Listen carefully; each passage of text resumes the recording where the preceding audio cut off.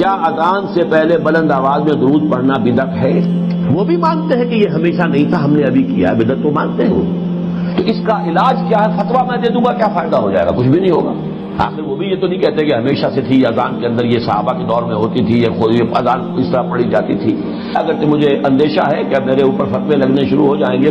ہمارے ہاں فرقوں کی حیثیت کیا ہے؟ یہ مولویوں کی ٹریڈ یونینیں ہیں، جیسے پیشے ہوتے ہیں، اس لیے کہ ہم نے دین کو پیشہ بنا دیا۔ اسلام میں دین کا کوئی پیشہ نہیں۔ ہر مسلمان کو قابل ہونا چاہیے کہ اسے مسجد میں آئے ہیں اسے آگے کر دیا جائے، نماز پڑھائے۔ ہر مسلمان کو اس قابل ہونا چاہیے اپنی بچی کا خود نکاح پڑھائے۔ ہر مسلمان کو اس قابل ہونا چاہیے اپنے باپ کا جنازہ خود پڑھے۔ لیکن ہم نے تو چونکہ یہ کرنا ہی نہیں، لہذا ہم نے مولوی پال رکھے ہیں اور ان کو ہم نے پیشہ بنا دیا۔